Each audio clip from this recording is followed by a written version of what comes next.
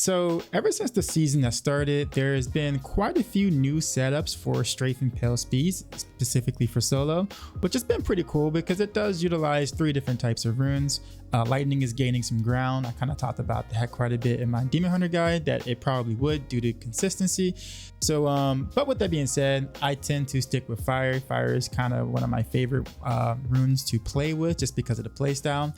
And upon doing so, I kind of started messing around with Echoing Fury with the fire setup, and it's definitely increased my efficiency for speeds and being able to go quite a bit higher at the same time. And also it just feels really good. So we're going to talk about the Echoing Fury and why I feel it's probably one of the, if not the best setup for speeds for Fire Impale. So first off, it's a mace. So we look at the mace and we look at the base damage of the mace versus the base damage of the Carlisle's Point, and you can immediately see that the mace for the Echoing Fury just deals significantly more damage on hit. So of course you're going to want to wear the Echoing Fury versus wear the Carlisle's Point, rather than trying to cube one and then wear the other. Another advantage here that I really like about the Echoing Fury that isn't really too much well known is the fact that the attack speed itself, while doesn't really do much for the strafe aspect of things, does help a lot with the burn damage. So if you're gonna do Echoing Fury, fire is definitely the way to go with that. Yeah. Also, the attack speed allows you to be able to strafe weave quite a bit more. So this may not seem like a pretty big deal, but being able to strafe weave more impale shots increases your own DPS, as well as the fact that you can control the manually casted impales, which means that you can target what you want, therefore also gaining more DPS overall throughout the rift. Not only that, but some other perks that I really like is the fear on hit. I know in most cases you generally don't want fear, right? But in this case scenario, you actually do, because for any mob that doesn't die immediately, they become feared. And of course, if they're feared, guess what? They're not attacking. If they're not attacking, that means more uptime on squirts, which means of course more damage for you, right? So very good thing there. And last but not least, the movement speed is awesome to have. It also allows you to be able to drop other things such as tactical advantage and kind of go with more of DPS routes. You can go with 3 DPS passives here. You can even slot a wolf here, granted that you have Captain Crimson, so you can have more uptime on that. So really you can just go balls to the wall damage, man, and really up the GR that you were able to do before, and still remain under about 3 minutes for your speed times. Now, of course, this does come with a downside, in that you're not able to have Vengeance in the cubes. You have to kind of be aware and be a little bit more careful, of course, when Vengeance is down. However, most of your newer setups like the Engium with Lightning and Sunkeeper as the RGK, or in the RGK, most of your pretty efficient builds or more efficient builds are starting to get away from using Dawn in the cube to begin with. So this shouldn't be too alarming for you.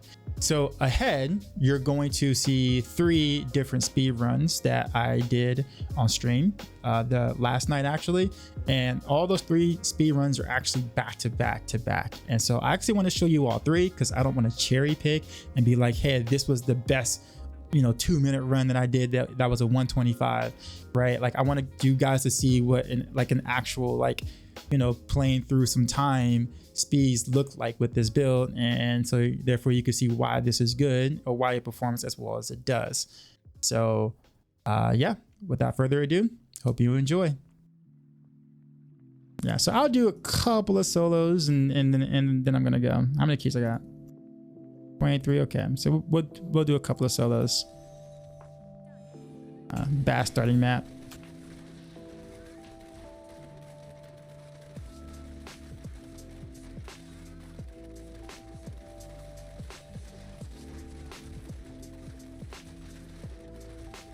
So these are my solo 125s with the Echoing Fury and fire.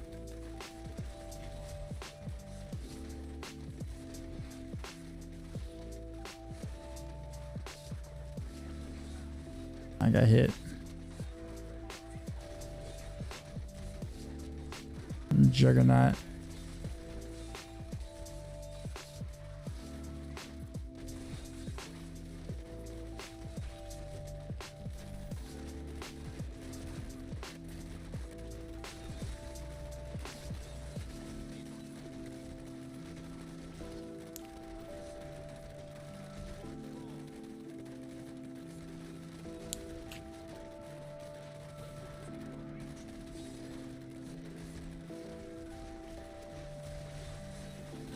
I gotta spam generator a lot more often when running with when I get the power pylon. Otherwise I run out of hatred real quick because I can't. I'm one-shotting everything with the power pylon. Sometimes I purposely get hit with the power pylon so I can at least take 2 hits to kill something, so I don't run out of hatred sometimes.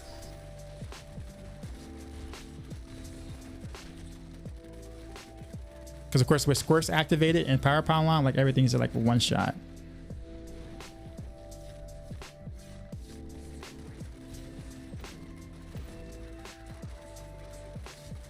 Corvus, Dorvis is what we call it around here. Dorvis.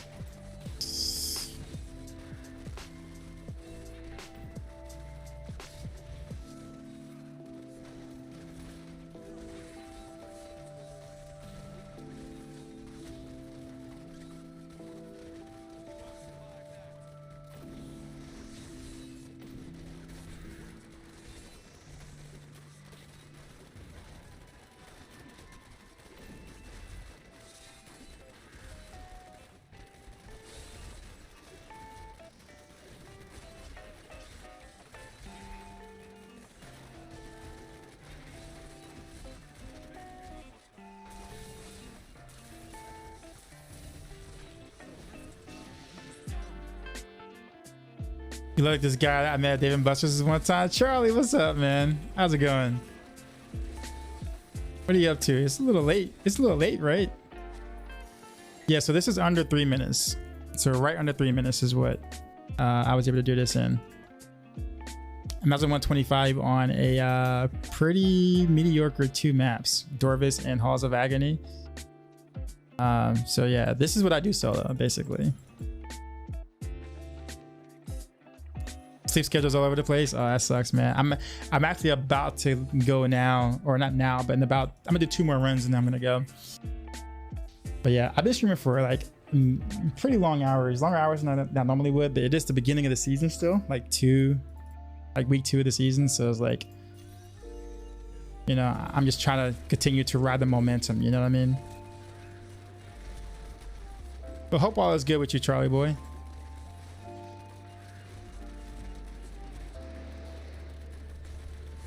By the way, I actually know Charlie in real life. We actually kind of hang out in this like as a group of people that like tend to like go and do things. Like I think where did I meet you? I think I met you at, I think we went to, what was that place that had laser, not laser, it was next to the gym. I can't remember. It's like somewhere in RGK. But I think it was like your birthday party or whatever. But anyways, yeah, we go to Dave & Buster's and stuff a lot, play games. I usually stay on the dance machine a lot. What does Frenzy do? It increases your movement speed and attack speed by quite a lot.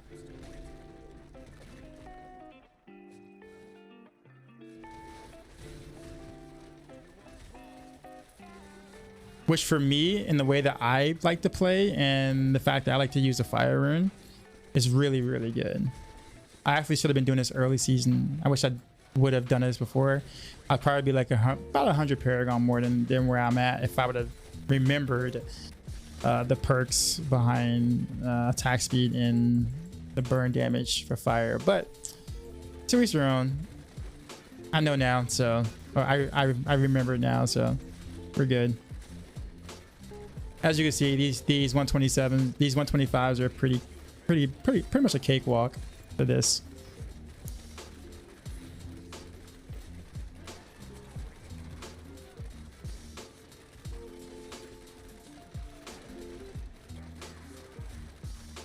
Yeah, Echoing Fury. So I'm using Echoing Fury right now. Hitting pylons without smokescreen is scary. Yeah, it's very scary. I always dread. Oh wow, that was almost 2 minutes. Almost 2 minute 125, y'all. Nice. And I even went the wrong way and had to go backwards. that probably would have been at 2 minutes at that point. You kind of wish they made the Strafe passive choose a spell and not having to waste a spell slot for it. I can see that.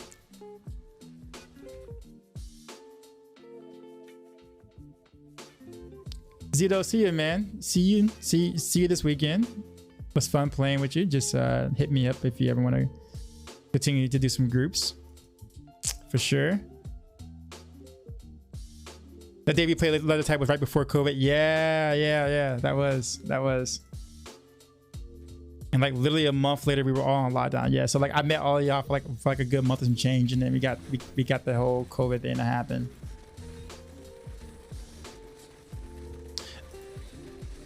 Good times though. Good times. Alpha, what's up? He said, at what GR and what completion time should I be aiming for if you're just trying to farm ancients and primals? So I can't speak for what GR that will be for you because I don't know what Paragon you are and what gear you have right now. But any GR that you can do between 2 or 3 minutes is what you want to shoot for. So whatever GR that is for you is what you should farm over and over again. Okay, so you don't want to go above 3 minutes, generally speaking.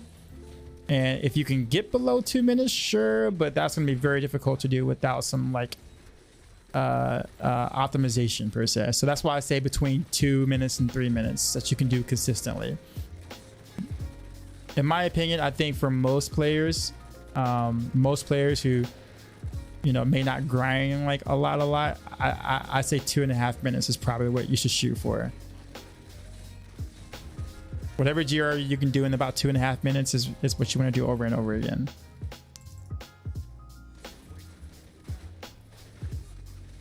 Hey man, is a Guardian set better than the Crimson Crit or vice versa? It depends. Guardians is generally considered stronger when you're at lower Paragon because of its bonus. But as you start augmenting and getting more dex through Paragon, then it starts to hit diminishing return walls. That's why, generally speaking, you see the higher level players, the higher Paragon players that's almost fully augmented start to play Captain Crimson instead, because it ends up being a slightly more of a damage increase. But to be honest with you, if you do not plan on like grinding to Paragon 2500 or 3000 at all, then you should stick to Guardians, because Guardians is significantly more toughness and therefore more fun to play for the for most people that are playing the game. So well, see you, Charlie, man. look forward to jumping about the stream. But thanks, man. Appreciate you for stopping by, man. I'm sure I'll see you in the future, hopefully sooner than later.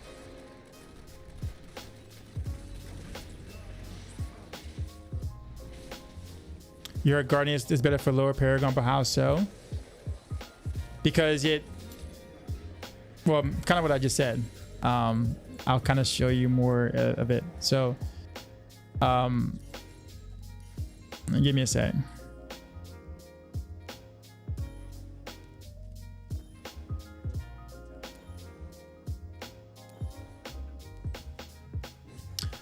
All right, so as you saw, each one of my 125s were under 3 minutes solo. I kind of want to showcase it just in case people were wondering.